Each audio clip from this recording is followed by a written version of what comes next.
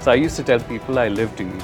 What we call normal is so unhealthy. 5 big issues, and then comes the wake up call. I try very hard to recognize what I'm eating. It was like a near death experience, is that fair to say? I mean, it's hard to talk about it. I mean, alcohol was, for me, everything. Rats prefer the sugar to the cocaine.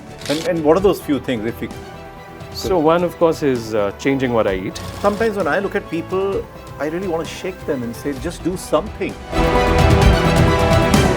So in my health-related podcast, till now I've interviewed many doctors trying to understand what gives you good health. The one thing that is coming out to be the winner is what do you put inside you? What to eat, what not to eat. Today, we have a very unique person. Today, we don't have a doctor. This is a person who's brought that change in his own life over the last 20 years. And I want to understand from him why he brought this change and what does he see as the value of this change. Anil, thank you so much for coming to the studio. Welcome. And Thank you. so Anil is a celebrity designer, interior designer based in Gurugram, and does interior designing for multi-million dollar homes. So if any of you have multi-million dollar homes, reach out to Anil. But for the purpose of this conversation, I want to understand the changes you brought about. We've talked about them earlier. Why you brought them about? What was that moment where we had the change and why it happened? And what is the benefit that you're seeing? So let's start with what brought the change. Yeah, I mean, in short, it's been COVID.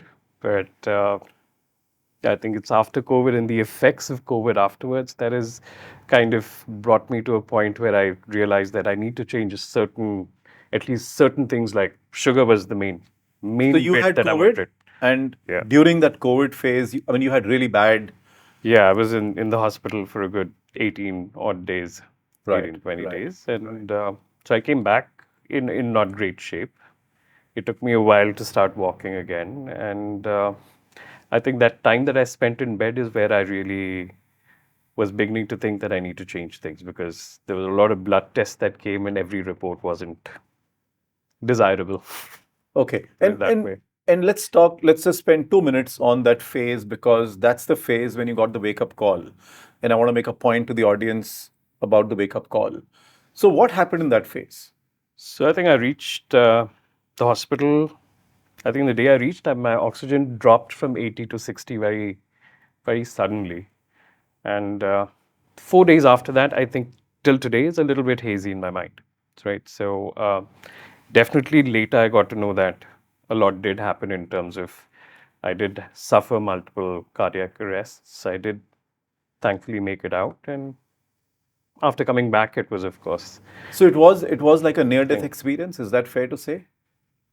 Well, now that I've talked to people, yes, and you reflect back, yes, when you're going through it, definitely you don't know it is. Of course, of course. I mean, I know, and you mentioned this to me that you don't know what was really happening, if it was a dream that you were getting or if it was reality, but it did feel like you were gone. It did feel like it was near death. And is that okay for you to talk about it? I mean, it's hard to talk about it, Okay. frankly. I'd like to think of the better bits that happened after that, Sure, sure. mostly. I mean, Okay. But it was a really bad experience. You were maybe coughing out blood, Yeah. right? A lot of those things happened. And that's what brought the change. Is that what you would say? Kind of, because I think that was the first time in life that I started really looking at health in a way where I was trying to educate myself. So, yeah. So when I came back, I had a lot of time. I spent a lot of time in bed. So, I think instead of, I mean, I used to be a guy who was into cameras and into gadgets and into a lot of electronics as such. And I think for the first time, I found myself reading about health, talking or listening to talks about of health related things. And for me, the main thing was sugar. Right. Because my sugar was at an all-time high. My HbA1c was, I think, 13.5 Wow. with all the steroids that I was on. So, and I was already 99 kilos when I went into hospital. So the one thing in my mind was, with all these steroids, I'm going to cross 100 for sure. And that's where my whole journey started about trying to be healthier than I am. So now let's take you back pre-COVID. right? When you, let's go before the wake up call. And let's for 2 minutes talk about your lifestyle and everything you were doing and the changes, the areas you brought the changes in. What was that lifestyle pre-COVID?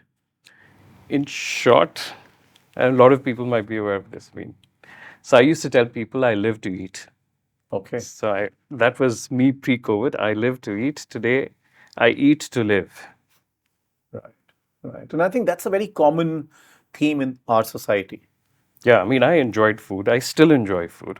right? It's a very common thing. When I tell people you should not eat this, not eat that, do some fasting, do all these things, people say, "Phir jeena hi kyun hai? Why do I have to Yeah. live? If I can't eat chola bhaturas and I can't eat butter chicken and I can't have coke and I can't have whiskey, then there is no value in living. I might as well." So, so you were leading a life which we call the normal life. Well, I would say normal, and I thought I was healthy. I'll put that wholesale because for me, health was if you can carry your weight and walk around and run a bit, play a game or two, you're fairly, I think, healthy. So you were about 100 kgs. Yeah. I mean, You were, almost yeah, there, 99. 99 Yeah. is 100. Um, so you were about 100 kgs. Were you into fitness? Were you doing some exercise? So I used to be into it, and in terms of games, I used to play a lot of games in college, in school rather, more in school than in college. And then, of course, I mean, with work and everything, definitely my physical activity wasn't maybe where it should be. I used to cycle, I used to play a little squash, but then it wasn't like a regular workout that I ever did. Okay. How many times were you eating in a day? Oh well, that's a tough one. I definitely ate my 3 meals and a lot in between. Okay. So breakfast, lunch, dinner was happening. For sure was happening, and maybe breakfast and then snack in between before lunch, and maybe snack during the evening as well. So definitely more than 3 meals a day. Okay. 3 to 4 meals a day was happening. Yeah, yeah. Were you drinking? Yes, I used to drink. Okay. I wouldn't call myself like a regular drinker, Sure. but pre-COVID, it maybe thrice a month. So, but yeah, I used to drink. Okay. And what were you drinking? I mean, alcohol was for me everything. Okay. Okay. So any kind of good alcohol is Yeah, yeah. bring it Good on. alcohol, good cocktails. Okay. Were you very focused on what to eat? Like, did you have favorite things that you were eating or? Pre-COVID, ice cream was my favorite. Okay. So I would have ice cream meals. I would have dinner and then have a bowl of ice cream every night. So that was, yeah. I mean, favorites were ice cream. So sweet was my favorite. Okay. And I would say after that was food and then alcohol. Okay. And in food, what was your favorite? Food, that was pretty much everything. I mean, so I loved butter chicken. Okay. So you're a non-vegetarian. 100%, yeah. So I liked any good food, any food prepared well, I would eat and I would overeat. Okay. So let's name something. So butter chicken was one. 100% butter chicken. I would love the naans, the dal, the palak paneer, the butter paneer, all of that. And then being from the south, I also liked a lot of good South Indian non-veg, which Okay. was the mutton and chicken and all of it. Okay. And the Malabari parathas. Okay. So it was rich food. Yeah. Did your family ever have an issue that you're eating this rich food? Well, I remember when I was extremely young, my aunt taking me to the doctor. I must have been maybe 3 or 4. And she took me to the doctor and told the doctor he eats too much. And the doctor was just thank your stars he's eating. So I did eat a lot. I used to eat a lot. But as you grew up, your parents, No. your. So I don't think that was ever an issue. Okay. So I would eat my meal on time with everyone and then eat Okay. other things as well. So Okay. And pre-COVID, in the more recent past, what about your wife? Normally, partners are focused on food for each other. yeah, I think both of us enjoyed our Okay. food and drink. I think we were pretty much on the same page, at least one of the few So things. it was never a question that why are you eating all Yeah, this that because you're we eating? both ate, yeah, pretty Right. much the same. Let's naan and butter chicken is fine. It was normal. Correct. It was normal. I think that normal is something that I want to redefine, but we'll come to that. In that phase, you were eating everything. You were having your drink. You were not physically super active. You were 100 kgs or thereabouts. Um, what about medical situation? Did you have any issues So, before the wake up call? so I definitely had a fatty liver, which was Okay. like a long lingering issue that I had from maybe the first time I went for a health checkup.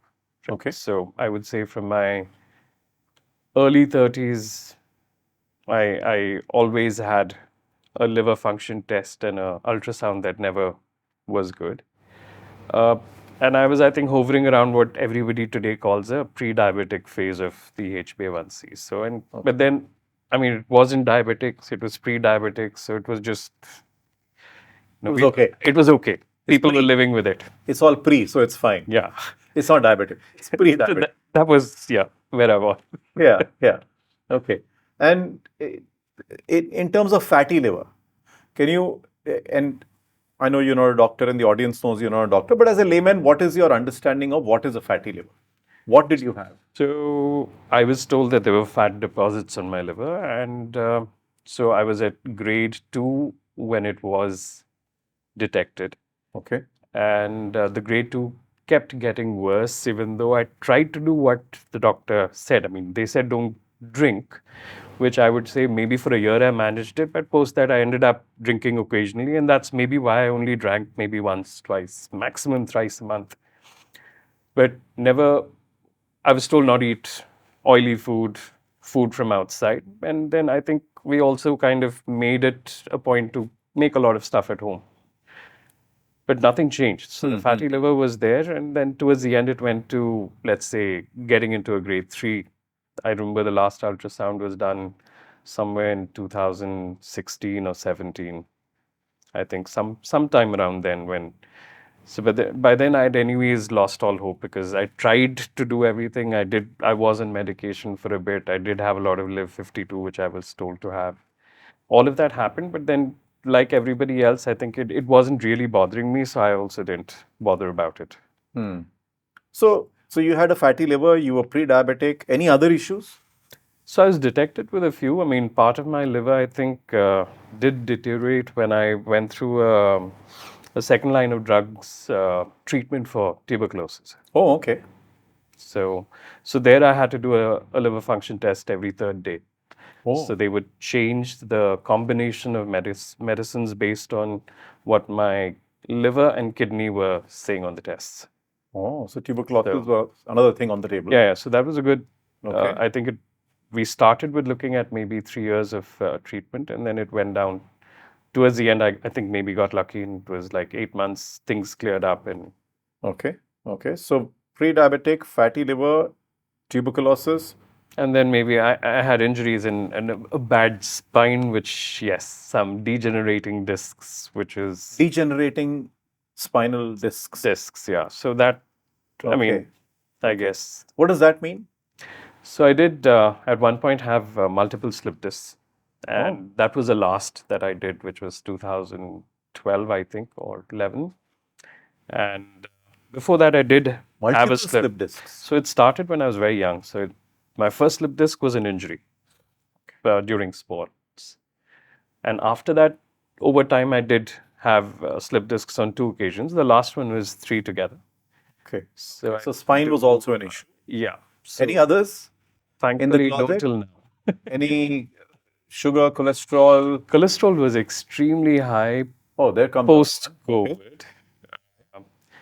Pre COVID, I think the health, whatever the medical tests that I used to go for yearly medical checkup, I think cholesterol there was okay. Okay. It was bad, but it wasn't as bad as when I came out of hospital post COVID.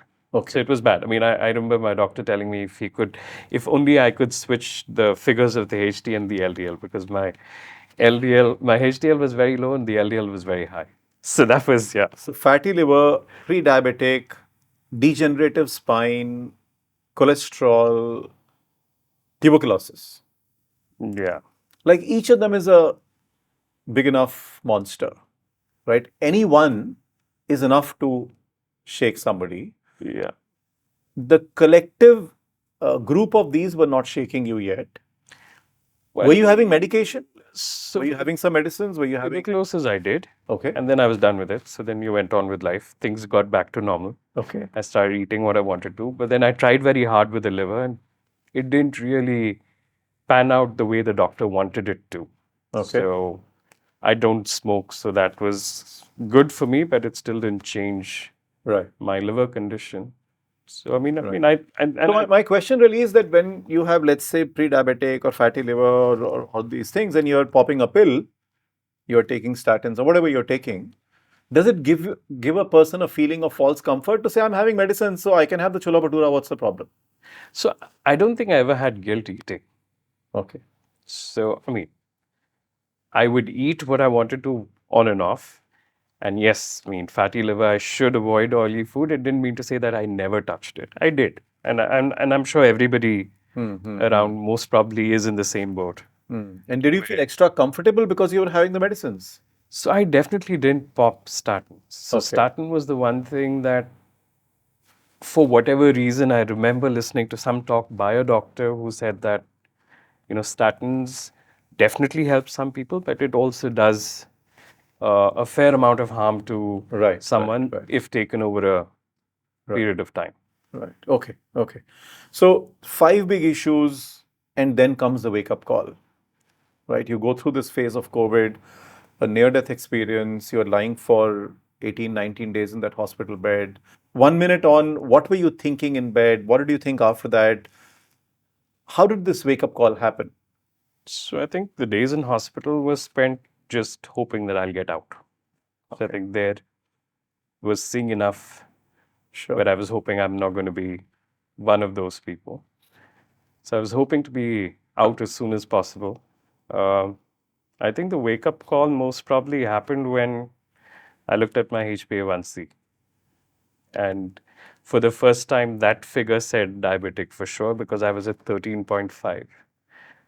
So now it is And not pre anymore. oh, now I'm at the Now last. it was diabetic. Now it was diabetic. Yeah. Right now I'm far away from that, but yes. By now, I mean at that Yeah, at stage. that stage, that's when it really kind of hit me. Also because I think in my family, my mom is a diabetic, and I'm assuming some of my great grandparents and grandparents also were. I'm not too sure, but yeah, my mom definitely is. My uncle is. Her brother is. So that's when I kind of So looked at diabetes myself and was in the said, family. Now "Is you yeah." cross the threshold of pre.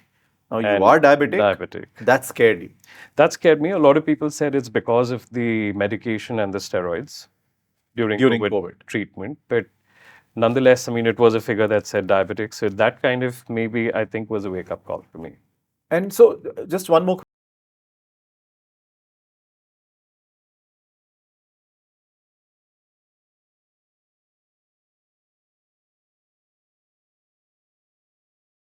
Eligible at that time, no, age but wise. before you had COVID. Before I had COVID, I wasn't eligible for the vaccine. Oh, what does that mean? So they had an age limit. So people, I think, beyond 45 or something. Yeah. There was something like that. So definitely I wasn't. I was also a little skeptical about it because there were lots of people talking about the vaccine. So I Right, wasn't really sure. right. Okay. But then, of course, eventually I did take it Okay. post COVID. That was. So I took my first vaccination almost a year after COVID. Now let's come to post COVID and post this wake up call, the changes that you made. I mean, we've understood that the wake up call happened largely because you crossed the pre threshold, you became diabetic, it was in your face, staring you, and now you were scared. Family history was there, so you said, I Yeah. need to make a change. So, what are the changes? How did you find what to change? And how did you do it? So I started reading up about diabetes and why and what and how it happens. So I realized over there I came across quite a few people who have YouTube channels as well, not people but doctors. Dr. Berg is one of them. So where he explained about how insulin actually is produced every time you eat something. And that's when I realized that obviously what you eat apart from sugar is also contributing to your diabetic condition. And that's when I started this whole journey on fasting and reading and learning more about it. And then I think I read about it for more than 8, 10 months before I actually started doing it. So I think maybe about 8 months. before I really got into trying all of this on myself. Okay, so you read about it, you watched some videos of different doctors. Yeah, every day. First, you convinced yourself. I first wanted to be convinced about how things work in your body, and also to some level understand if that's actually, does it make sense or not, to me at least. Since for me, I mean, complicated words, obviously medical terms didn't make any sense to me. So I went through many different reports, videos, a lot of people who talk about diabetes control, and I realized that there were very few people who are there talking about diabetes, getting free of diabetes rather than controlling diabetes. And that's Okay. where I was kind of focused, and I realized that everybody and every one of them was talking about what and how many times are you eating. Okay. And then I came across this whole this Japanese doctor won the Nobel Prize for his entire study and research on fasting and the effects of it. So that's where I was like very convinced that there is something here to try. And then I've always been the person who said, try and see if it works. Great. If it doesn't, So if the guys won a Nobel Prize, there must be something there right. has to be something about it. Yeah. Okay. And then, so reading videos, watching doctors, reading reports, 8, 9 months, you got convinced. And this was when? Which year? How many years ago? This was, so 21 was COVID. So I think around 22 Okay. is when I started Okay. serious work. I think somewhere towards the end of 21. So it's been about 2 years now? Yeah. Okay. And so what are the changes that you brought about? So the biggest change, I think, is I try very hard to recognize what I'm eating. Okay. So my entire study and a lot of people talking about it, it was very clear that if you can't recognize the food you're eating, so if it is rice and you can, it looks like rice, it most probably is good for you. If it is a rice puff which doesn't look like rice, there's a great chance that it might not be good for you. So I think that's one principle that I've changed. So I eat, I definitely eat, I love eating still. But I try to eat a lot more whole food rather than processed food. So that's one big change. Define whole food. So, for example, I would most probably not eat a corn chip and eat corn Okay. instead. So salads is something that I always liked, but now I make a conscious effort to eat. Okay. So even if I'm traveling, even if I'm at home, whichever way. So these are small changes I've done, and then of course sugar has been the one thing where for the first year I said I will not eat anything even close to sugar. I mean, which meant even fruit. Oh. So I didn't touch. I mean, people thought I was mad by then, Yeah. especially my wife. Uh, I refused to eat mango. I refused to eat lychee, and everybody really thought I'd lost it by then. And I'd studied enough to know that fructose is something that is great, nice to taste, all of it, but it isn't something that your body is good at processing, Right. right? And that was one huge change. And fructose is the sugar that comes from the fruit. Comes from fruit. It comes from a lot of processed food. There's a lot of fructose in a lot of things we eat. I mean, Yeah. a lot. And the common perception of the society is that fruit is good. Fruit is good. Fruit Yes. is healthy. The more you eat, the better it is. And I'm sure it is. Right. I'm sure it is. Okay. I mean, so I've also figured that a habit of peeling an apple and eating it is something that you rather not eat the apple. You rather have a spoon or 2 spoons of sugar instead. But eating it with the skin is what is good. So when you said in that year that I will not eat fruit, did you announce it or did you just slyly, quietly started avoiding fruit? Well, it was very visible when I stopped eating fruit to everybody at home.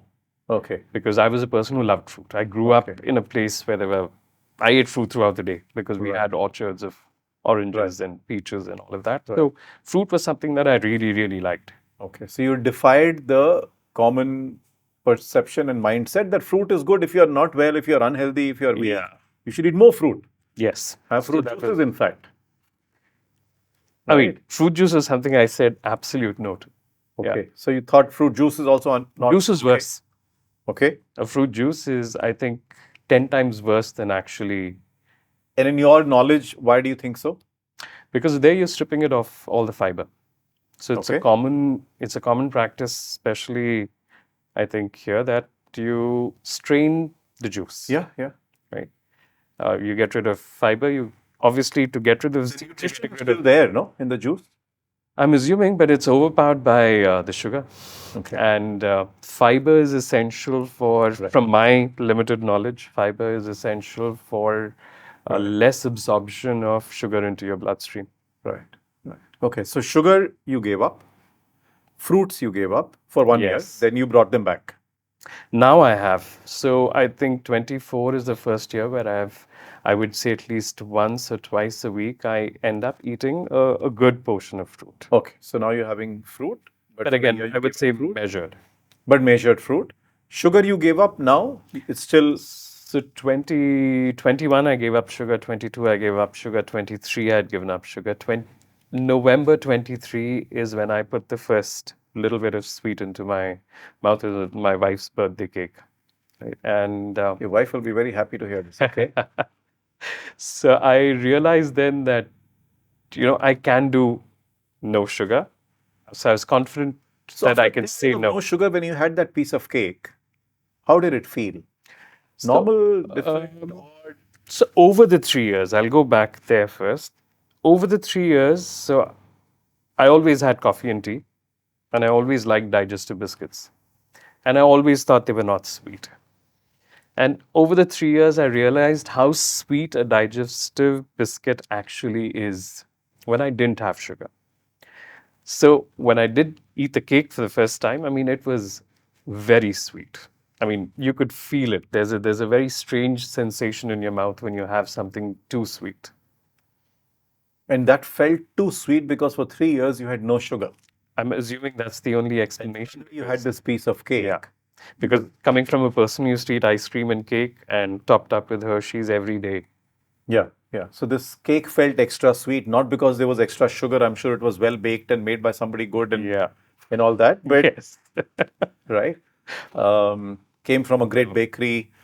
And in those 3 years, did you get sugar pangs? Were you like, oh my God, I want sugar? How difficult was it to give up sugar? So I just feel when you understand what happens to your body or how your body works when it comes to eating and sugar, it's easier to control it. So I figured this through, again, listening to doctors, where they were talking about a body clock that's really going to ask for it. So it works more like an addiction of sorts when you want sugar more and more. So there I realized that you apparently need to be drinking some water.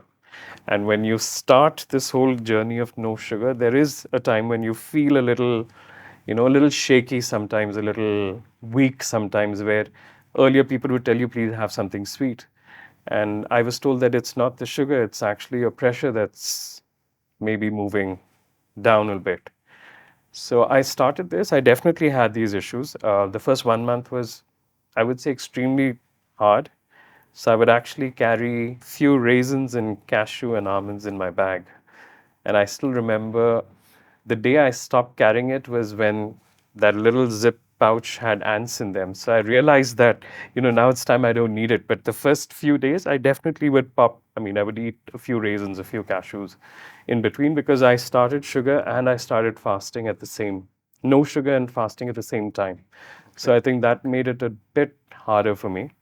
Okay, okay. So let's come to that. So you gave up sugar, you gave up fruits. Fruits are back. Sugar is still not too much in your life. You're still So yeah, I mean, I've introduced it back you're having less sugar. yeah, but also to know and to kind of challenge myself that can I go through periods of eating some sugar and then decide no and stick to no. I'm finding that very difficult. Okay, okay. Where you start eating and then you decide you're not going to eat for like 5 months maybe, and in those 5 months I found myself eating sugar again. So you're It's saying in those 3 years, so in you two felt it years, easier to give 21, up, 22, 23, yeah, or 2 years, yeah. when you completely gave it up, it was difficult initially, but then became easy because you just Then it not having became it. normal. But then when you bring it back and say for a month or two I'll have it, then for a month or two I won't have it, Very hard. it becomes difficult. That's interesting. Perhaps because your body again gets used to it and starts the craving again. I don't know. Maybe it's that. Maybe it's also maybe because I was always somebody who loved sugar. I don't know, but definitely it is. It's something that kind of it feels addictive. Do you think sugar is addictive? Now that I've read research, I know it is. It's most probably the most dangerous white powder. So, what is the research telling you? Because you've researched so much. So Let's hear about what you there learned. is this research done on rats where they actually put rats in a cage, and the cage has two plates on which they have cocaine on one side, sugar on the other, and the plate with sugar actually has a mild electric shock, Oh my. right? And they found that the rats prefer the sugar to the cocaine. So I mean, in my mind today, I know that it's most probably worse than coke. So, despite cocaine being there, which is considered such a high addictive substance, Substance, despite sugar having electric shock in it, they still prefer sugar. the sugar, yeah, That's how much craving the they have. it created in them, yeah. Yeah. Okay. So let's move on from sugar to fasting. So what kind of fasting did you start with? How did that journey go? What are you doing now? So fasting, I started by cutting out one meal. Okay. So I mean, there's a lot of intermittent timing, this, that, and the other. So I So won't say, you are this guy who used to have 5 meals a day, 6 meals a day. yeah, yeah, as many times a day. Yeah. So in this new version of Anil, how many meals were you having? So I started by skipping breakfast, Okay. which was again very looked at very suspiciously by a lot of people. Yeah. In the sense that it was the most Important meal of the important day. meal and all of that. But I just found it convenient for myself. It was convenience as well because you don't have to. There's one less thing to do in the morning. So I started with breakfast. It was hard.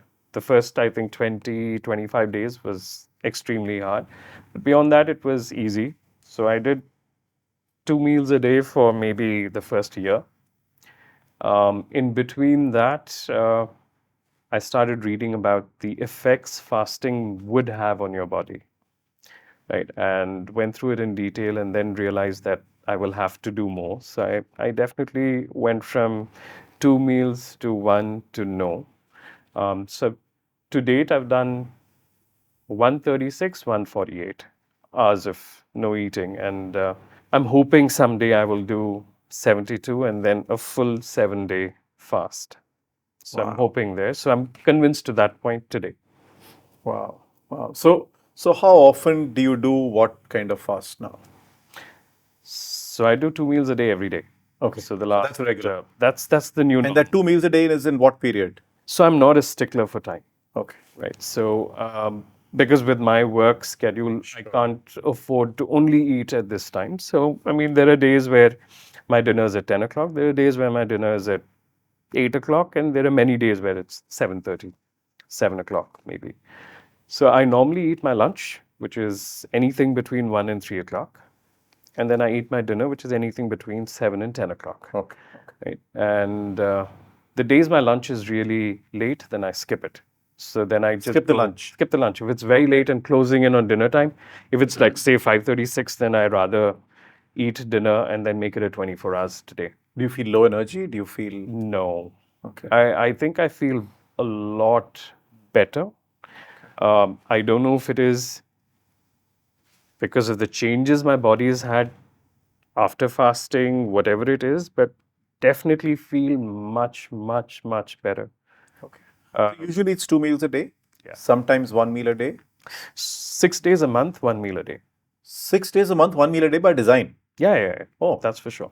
Okay. So I take this like a marathon. Like people practice running a marathon. For me, it is I went to 2 meals. I come to 1 meal. I'm comfortable with one. Then I want to make maybe 48 hours a regular thing in the month, and then maybe once every month 72 hours. That's hopefully one Interesting weekend. analogy with running. Okay. Okay. So sugar, fasting, 6 times a week, 6 times a month, a 24-hour fast, and you're slowly building up for 72 for sure. 72 But hours. that's 24. I'm hoping 72, Right. which I know I can do. It's just that Of course. now that I've read enough. I mean, they say that if you're rested and fasting 72 is when you bring the maximum benefit, is what research is now pointing towards. Right. Again, Right. And there is also research which says if you do a 7-day fast,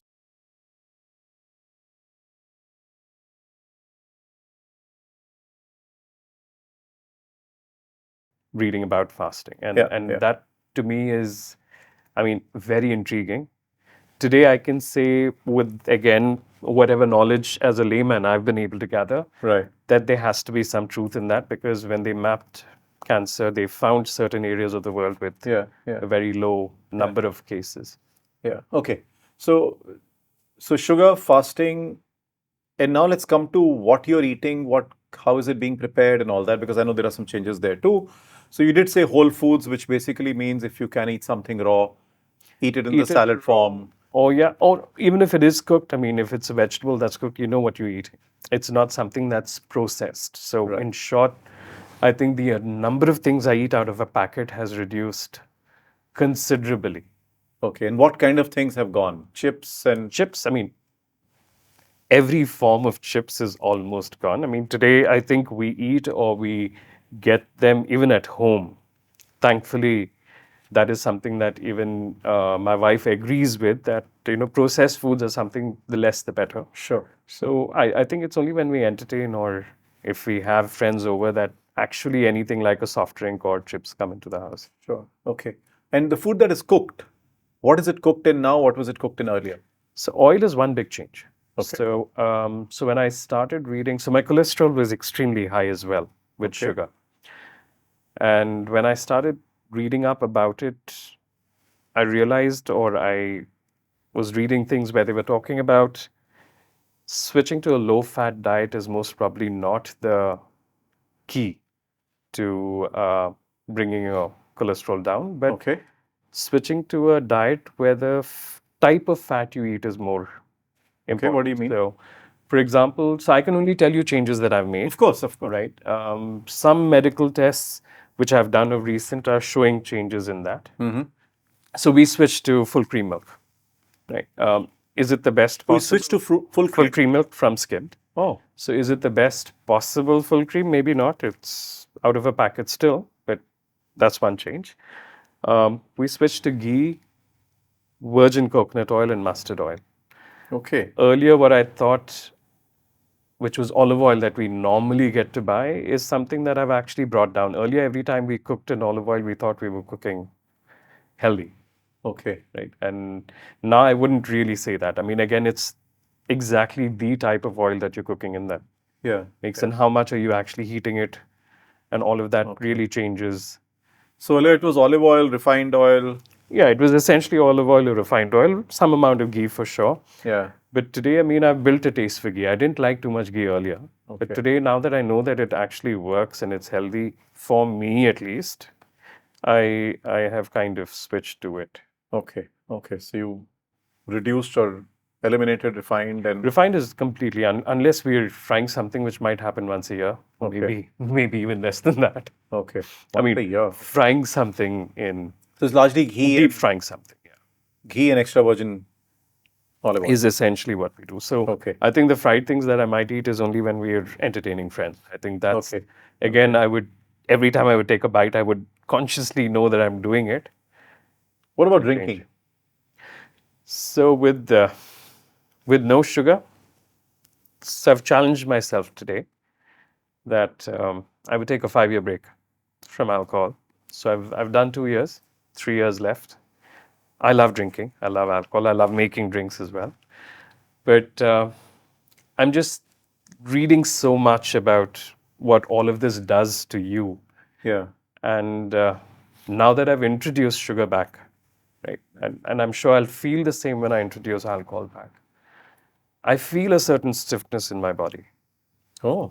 So the only exercise I've done right now, because there was so much about COVID and the after effects and everything, I didn't go to a cardio workout or any of that. So I do stretching. And in that stretching, I've noticed that when I brought sugar in, I wasn't doing as much as I was before. So Okay. it's taken like maybe 2 months of eating sugar on and off, and then I can see this difference now. Okay. Wow. Okay, so all these changes have happened. What's the impact on those five, six things that you talked about? Cholesterol, spine, pre-diabetic, which became diabetic, um, tuberculosis, the fatty liver. So thankfully, tuberculosis is done with It's over. hopefully long back, Okay. right? So I think the biggest change has been one sugar. So my HbA1c today is like 5.4. I'm hoping to come down a little more. From where was it? The last one done when it was high was 13.5. So 13.5 to Right. 5.4. 4 is what it is today. It's been 5.4 over the last two tests. So that means over the last, let's say, 10 months um, that I've done this Okay. twice has been 5.4 both times. And the last time I did it, I had actually eaten something sweet maybe a week before, and I kept thinking maybe the figure's going to go up. But it So was still 5.4. it was 5.4. Okay. And I'm assuming the HbA1c is the average. So Correct, correct.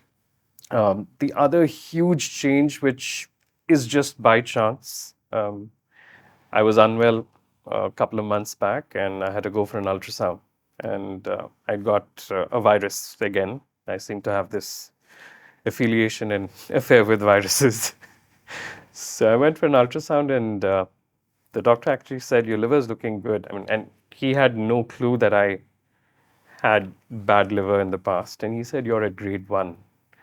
So over here, for the first time, I realized that earlier I definitely felt what I'm doing is working, but this time I was 200% sure that what I'm doing has worked. Because from almost being grade 3 to having scar tissues on my liver to coming to a grade 1, I thought was. So I asked him this twice over. I mean, do you really think it's grade 1? And he said yes. So from a grade 2, From literally the end of grade 2, which means, so I was almost 3. scared by the doctor saying that when you go to grade 3, it's literally like having cirrhosis. So, but at that point, I tried everything and I figured, I mean, I could do no more. So from an almost grade 3, you Down came to down to grade grade 1 1 today. largely because of your. I'm assuming. So I've done a few different things. I don't know which one Sure, sure. has been the main contributor, but yeah. And what are those few things if we. So one, of course, is changing what I eat, Okay. right? That means processed food is the number one thing there. Yeah. Fructose and sugar, bringing it down to an all-time low. So Sugar, and by fructose you mean fruits and fruit juices.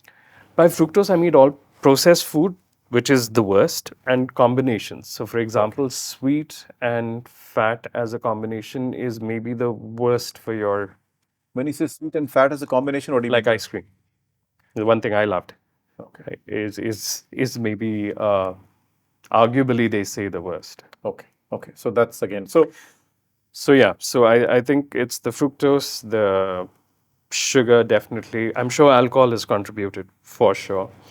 And I think mainly the one thing that I've consistently done when I look back has been fasting. So I'm assuming it is one of these. I'm beginning to think that it is fasting. so it's all self doing things. It's not like a doctor is giving an injection. And when you say I've done a few things, it's all things related to diet, Yeah. what you're putting inside you, Yes. and things that you're doing to yourself. Yeah. There is no nurse sitting there. There's no doctor sitting there saying, No, now no. do this, now do this, now do this.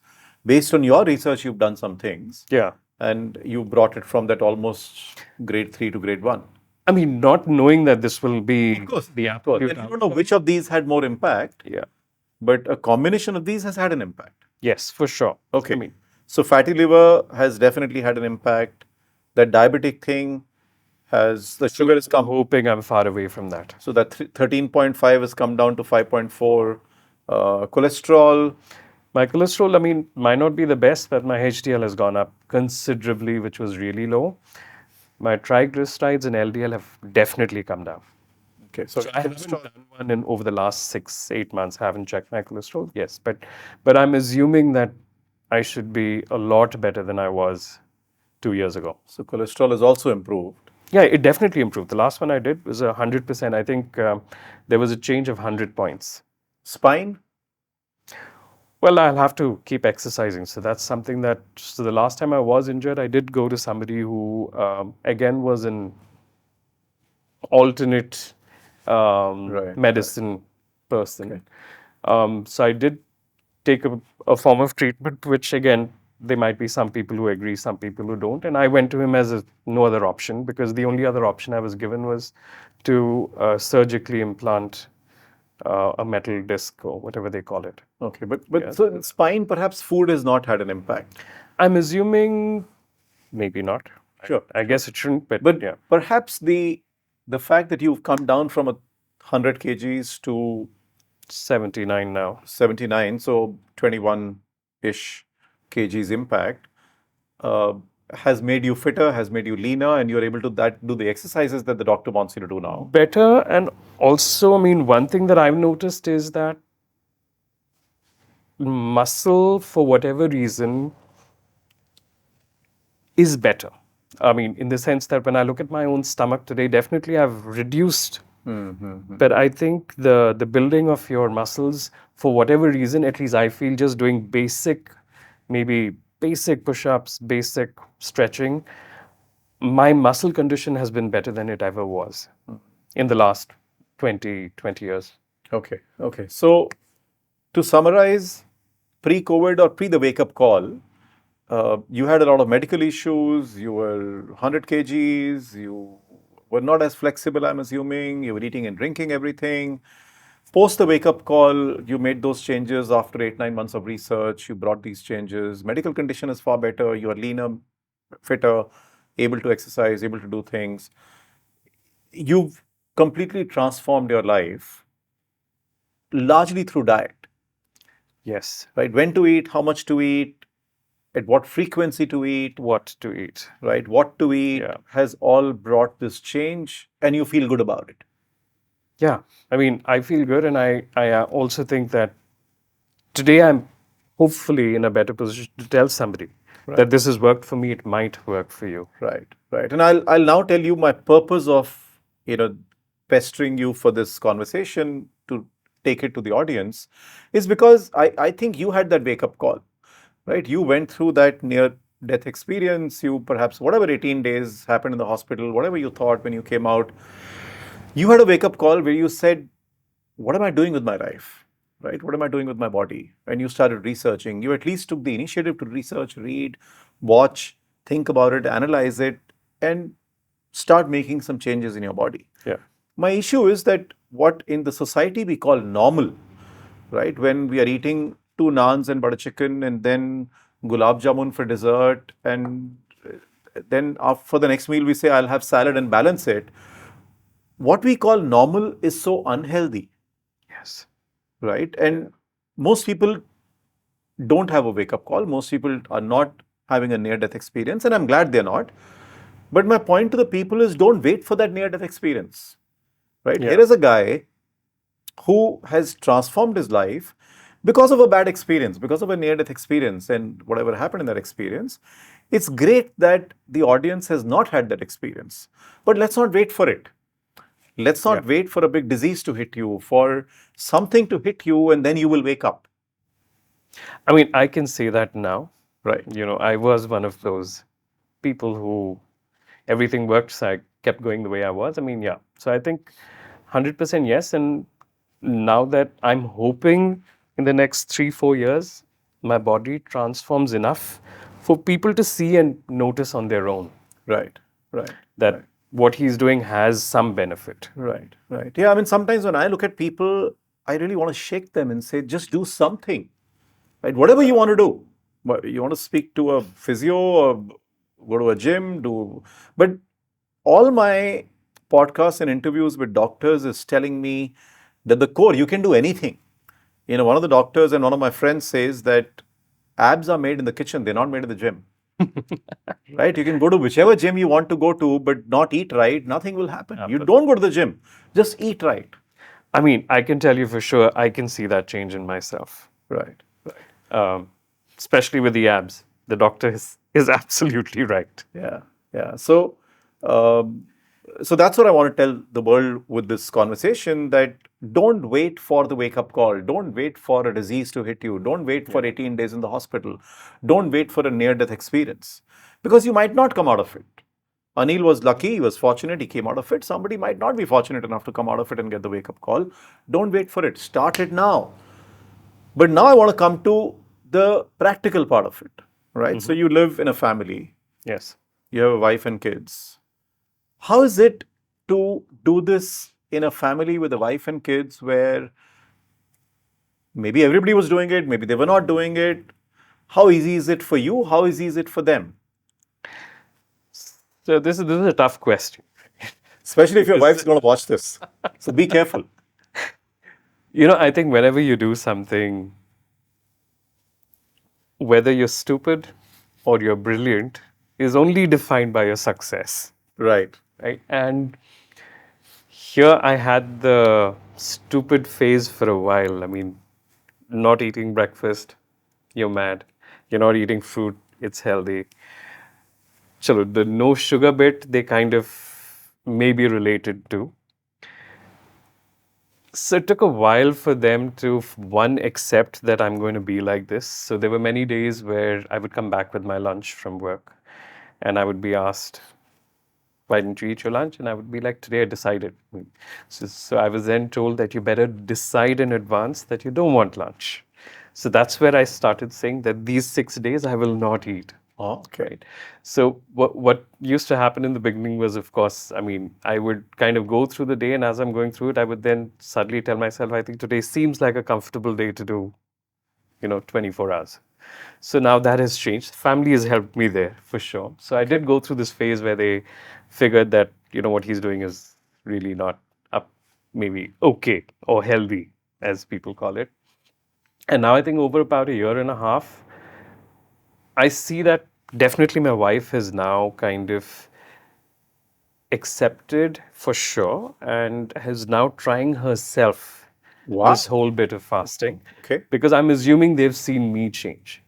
And surprisingly, my 13-year-old daughter, who's 13 now, has kind of made it a part of her little bit of saying that I will not eat sugar for so many days, or I will eat only 3 times a day. And that's something I've never told her. And in the beginning, when I used to talk, I felt very passionate about it when I started learning all of this, and I could feel some difference inside. So they used to tell me, don't talk, this is too much." But then I stopped talking about it, and I think a year later they've started doing it. So I think maybe people around me are slowly, at least family Observing. wise, I mean, observing and most probably thinking that they should try it themselves as well, or at least understanding that there is some benefit in all of this. But was it difficult initially? You were not eating some things, they were eating those things. Well, so I think that I all credit to Deepthi, my wife. I mean, I think once COVID happened, I think the bit of healthy food kind of was like for everyone at home. So Okay. that dietary change, I think, mainly because of her, happened for the kids. I think what we made and how we made it changed for them as well. I mean, Okay. they still eat their pasta and all of this, but then it's made in, let's say, the best way possible with Sure. the sauce, with the maximum number of vegetables, which if you tell them it's there, they most probably won't eat it.